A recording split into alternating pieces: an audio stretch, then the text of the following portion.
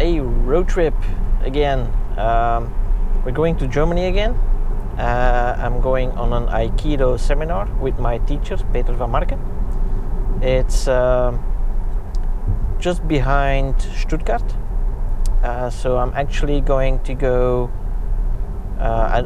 It's now almost 8 o'clock in the evening, so I'm going to drive until 11:30 ish. Then I'm going to test out camper mode, the new camper mode, in the car, and in the morning then I'll do the rest of the trip. So Saturday and Sunday morning, that's the seminar, and Sunday afternoon I'm driving back again. First problem I'm facing right now is that there were a couple of accidents around Antwerp, and also a small problem in the sense that there are 2 concerts tonight. One is by Metallica, that's also in Antwerp, and I can't remember the other one again, so that's additional traffic around Antwerp at that point. So looking for an alternate route which doesn't cost me that much time, which is through the N16 going horizontal a little bit, and then the A12 highway up to Antwerp, and trying to miss the ring there to go to the highway that takes me in the direction of Germany. So long trip. First stop will be in Urmond, in Holland, the Netherlands I should say, and there we are going to charge up, and then a second, it's going to be a rather quick charge I think, and then a second charge in Erftstadt, and then along the route beyond that I'll find some place to sleep for the night, and then hopefully I get a good night's sleep in the car, and then tomorrow morning we drive on for another hour or 2 towards Esslingen.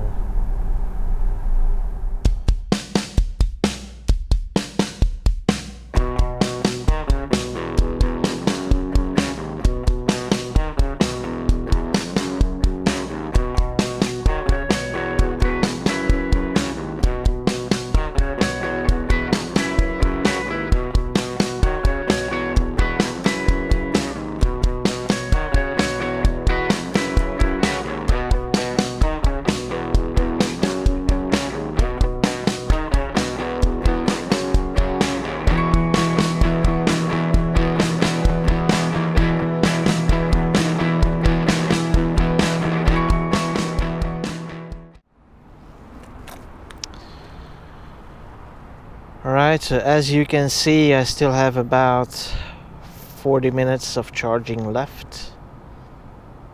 But it's dark already. It's really cold for the moment. It's like 6 degrees, something like that, Celsius. But what do I do when I actually am somewhere around a supercharger and I don't feel like having a drink or taking a snack? Well, I actually have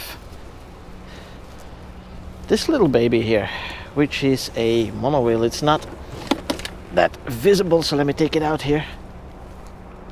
Right, so let me see if I can turn it on. There you go. So this is like a one wheel, like a unicycle, electrical, and you can drive forward, you can drive backwards. It goes up to 22 kilometers an hour, and usually this is what I take to go on a little trip to get to know the area a little bit. So while we're waiting to charge, I'll take the monowheel, go for a small trip, see what's around here, and that keeps me awake as well.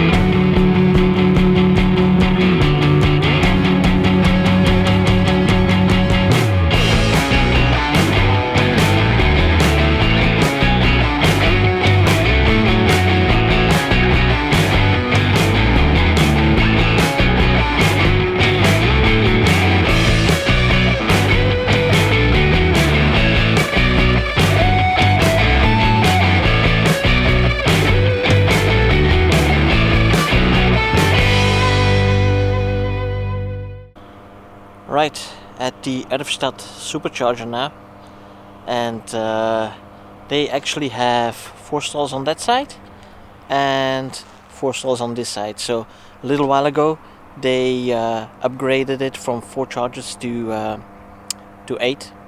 So I just had a quick midnight snack, charge up more than enough to get to Waldlaubersheim, which is my next stop and where I'll probably hit the sack for the night. Yeah, good trip so far. Lost a little bit of time by making these videos, but yeah, comes with the territory. So yep, let's get going for the last leg of today.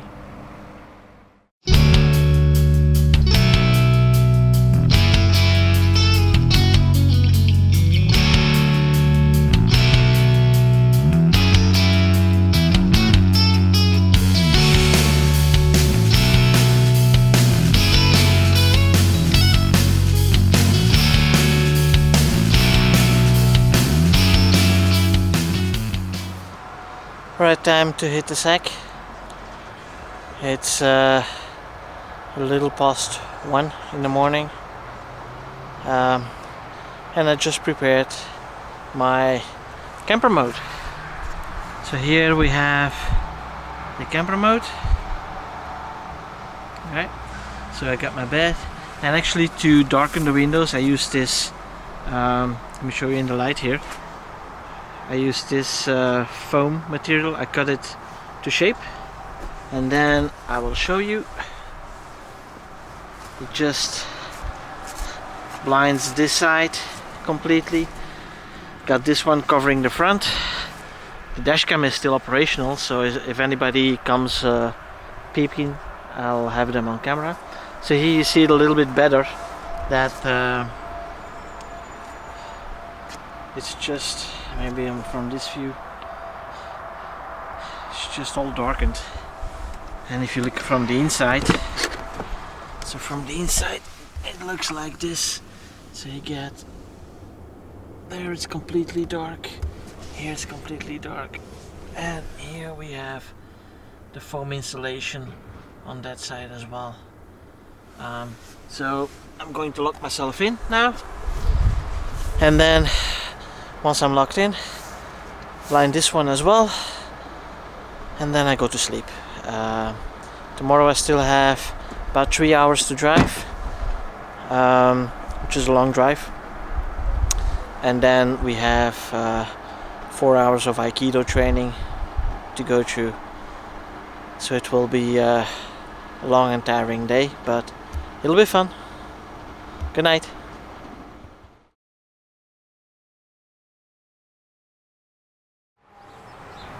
Good morning. Oh, it was a night that was too short. Didn't have that good of a sleep because of this is located right next to the highway, so there was a lot of noise. So I have to find another place to sleep away from the highway for tonight. But other than that, the bed was comfortable. I did get some sleep. Was nice and warm in the car, and now we are going to see how much this actually cost us in terms of energy. So it's now almost 7:30, and I arrived here at 1 a.m. in the morning. So let's see how much energy that cost us to keep the car warm at 20 degrees during the entire night. So while I'm waking up, I'm juicing up as well, but let's first see what the energy level was. So so right now, let me just put it in energy mode. So settings, language, put the alarm back on, language and units, energy. Then we see that we have 58%, 57, 58%. So I'm here like 2 minutes now. So that's 5%, something like that. That it has cost me to actually keep the car warm. And in 10 minutes of supercharging, maybe even less, I get that same amount back. One other thing I want to mention is if you use the camper mode, the new camper mode, right? The car is off, and if the car is off, the alarm turns on. So you might be fine in the car, and then you turn around in your sleep, and suddenly the alarm goes off. I didn't do that, so I actually turned off the alarm. So under safety and security, you can turn the alarm off, and that way you can sleep without being woken up by the alarm. Alright, so now let's get some breakfast, let's get freshened up, and then we have a 2.5 hour drive to Esslingen.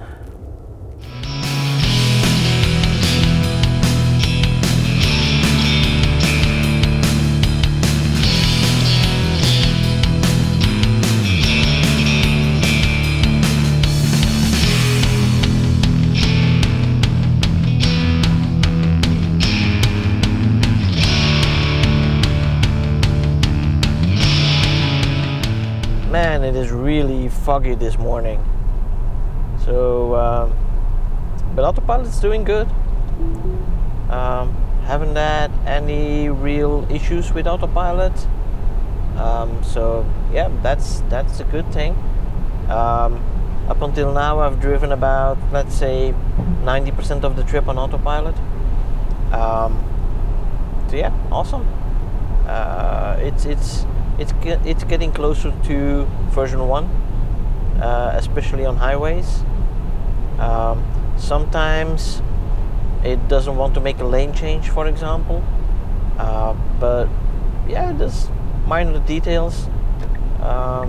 Driving 150 kilometers an hour on Autopilot on the German Autobahn, I have no issues with trusting it to a level that I feel more relaxed driving here.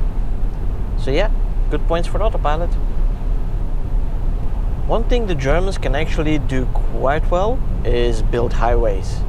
This is like a concrete section, and it's so smooth it feels like asphalt actually, which is great. So that was a new section. This is a little older section. Makes a little bit more road noise or tire noise, but still nothing compared to what we have in Belgium. So yeah, I love driving here, and you get to enjoy the silence of the Tesla as well. So that's cool.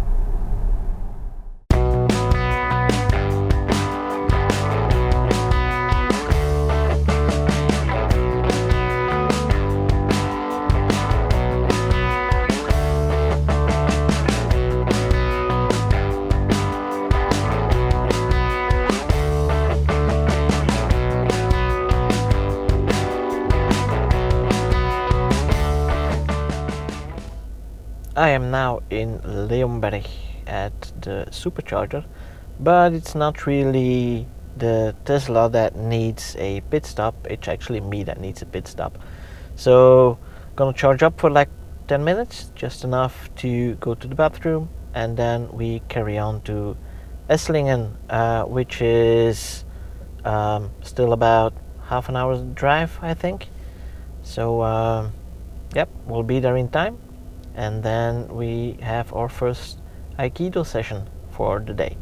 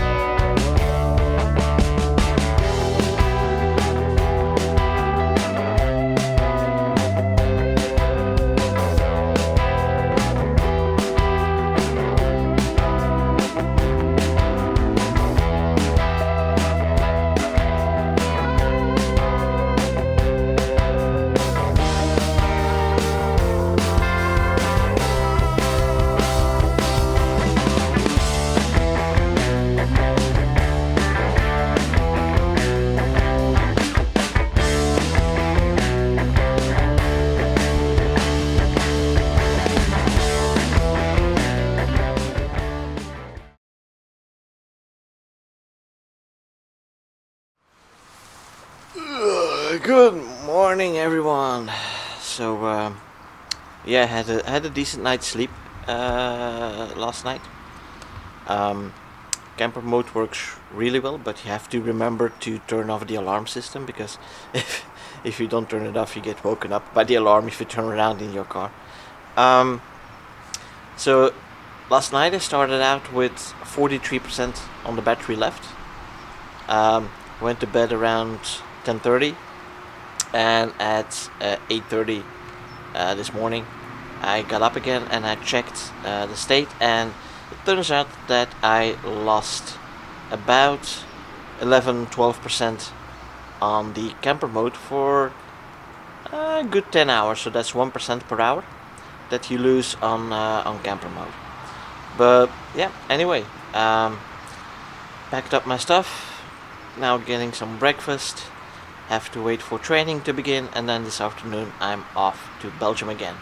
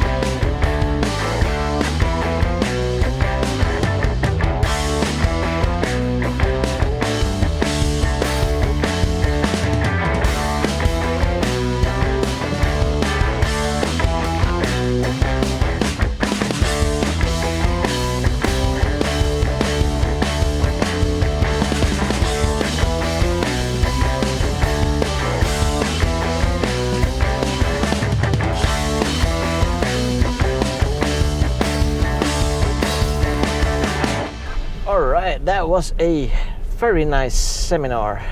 So 6 hours of training in total. Met some old friends, made some new friends, good practice, learned a few new things, so that's always good. And now we have to go home. So first stop will be Leonberg supercharger again, where I'll grab some lunch during the supercharging, and then probably we might get in one go to Erftstadt, but I'm not sure, so that's something we'll have to see. But anyways, it's a long drive home, so I expect to be home around 9:30 tonight. So yeah, and then the weekend is done, and tomorrow it's back to work again.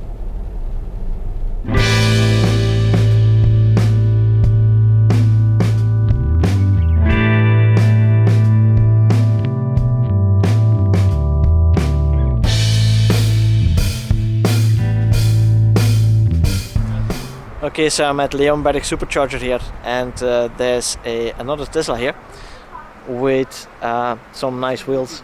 They actually have been plastified, and that's some cheap plastic, do-it-yourself thing.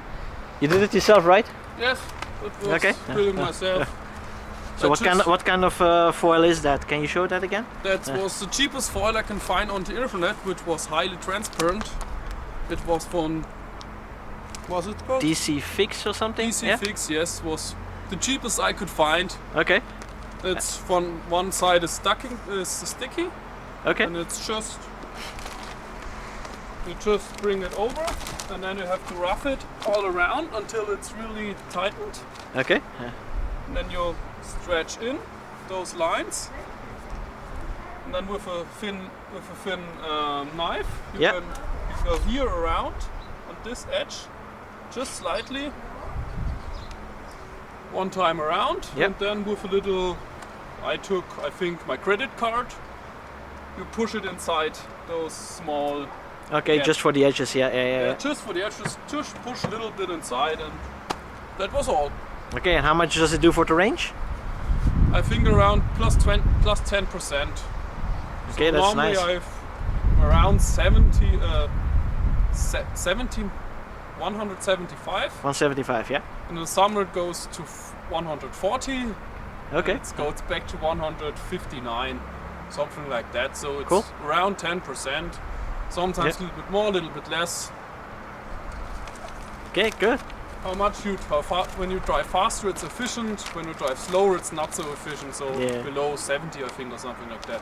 Okay, cool. But perfect for long trips. And for this one is on it for I think 6,000 kilometers. Okay, yeah, still looks good.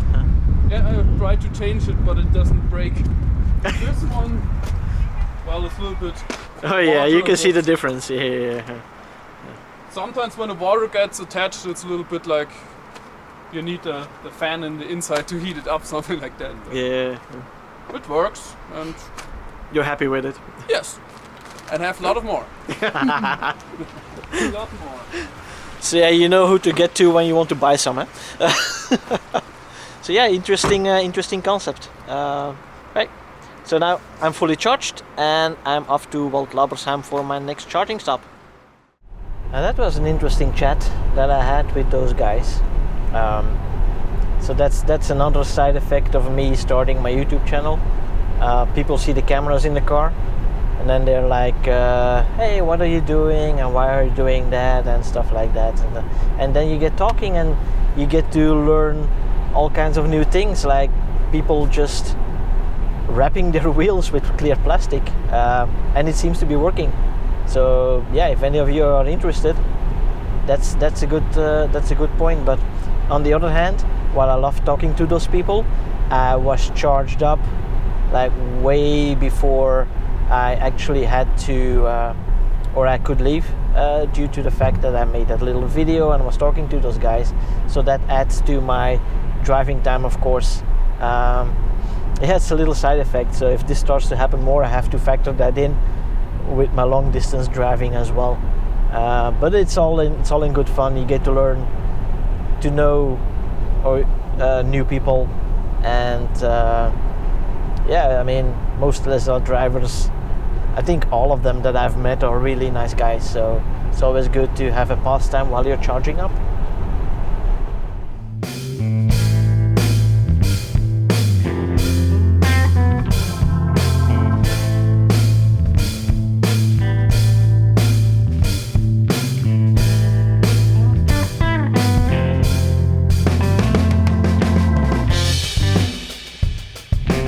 Like the way these trees are colored now. It's autumn, they have nice coloring on them, and it makes the drive so much more enjoyable if you have scenery like this. This is nice. I like it.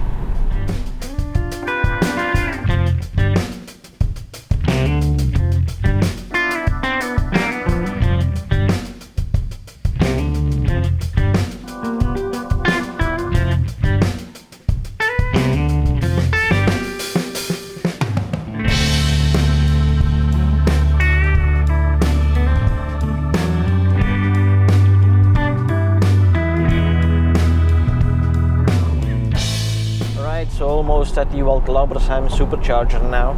It's going to be a quick charge for this one, and then we go to Erfstadt, and that will probably be my last charge for the day. Lost some time due to traffic, lost some time due to talking to people, but yeah, estimating to be home around 10 this evening. So yeah, still a long way to go then. Let's see how it handles the transfer from the regular road into the counterflow. So I've had some examples where it worked. A couple of minutes ago it didn't work. So yeah, let's see how it handles it in this situation. So yeah, here we go. Let's see if it takes the white lines or the yellow lines.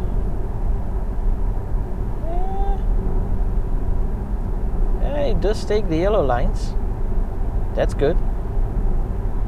But the car doesn't seem too sure. So the left blue line of the Autopilot display was flashing on and off. So it was doubting between the yellow line and the white stripes. But it did handle it perfectly, so awesome. Another counterflow, another change here.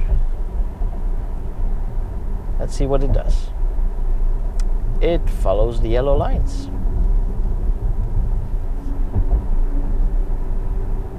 That's nice. So I do get the impression that if you cross a line, it tends to follow the line that it's tracking first. So like here we have the white lines. Oh, I had to intervene there because it doubted, because the white line went in a fluid motion to the left a little bit, and then it detected again like I don't need to follow this one, and then it got back on track.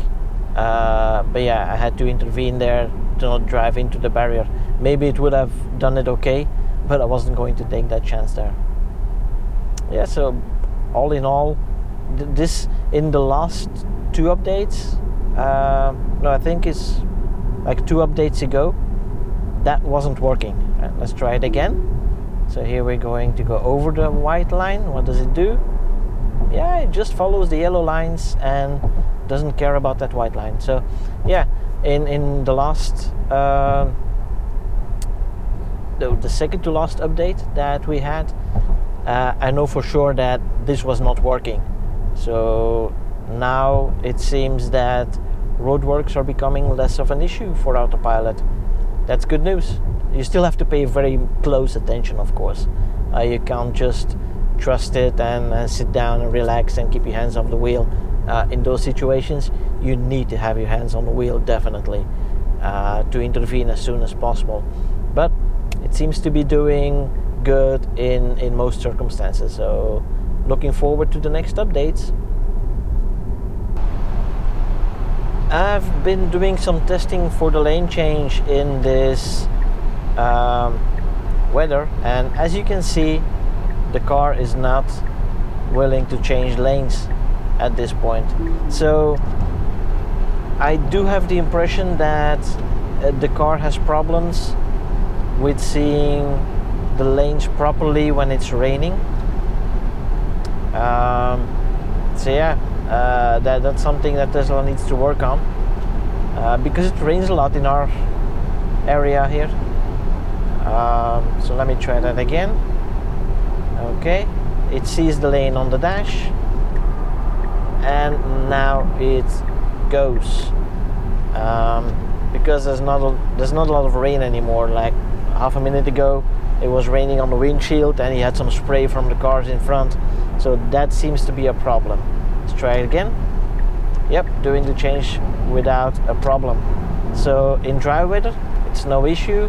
If it's raining and you get some spray on the cameras, it is still seeing the lanes, but it's not doing the lane change, so maybe it's not seeing the lanes well enough. Yeah, that's something to keep in mind, and I'll definitely be sending that feedback to the Tesla engineers. So further testing will have to be done on the Autopilot.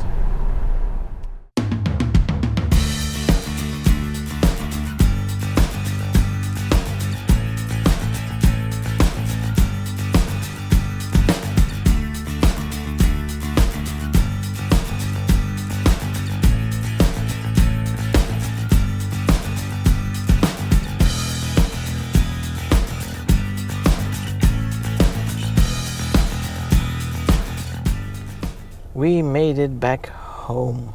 It was a long day, long trip, but in the end we got 1,261 kilometers with an average consumption of 252 watt-hours per kilometer. Now, temperatures are getting lower, so that accounts for some of the increased consumption, because my lifetime average is at 215 right now. But also I've been driving in Germany. That means that I don't really always stick to 120, 130. So I used Autopilot at 150 quite a lot. Did a couple of sections at 200 when it was safe to do so. But that's more for fun than efficiency. You do get faster to your destination when you drive faster, but the optimal is somewhere, I think, around 160. Definitely not 200, because then you're using too much energy and it takes too long to consume it again, or to charge it again, sorry. So yeah, was a good trip, but now I'm tired. I have to unload the car, make sure that everything is okay to take the kids to school tomorrow, so I have to put the booster seats back in again. But then I'm going to enjoy a few moments of relaxation with my wife, and then I'm getting to bed. Thanks for watching, and see you guys again next time.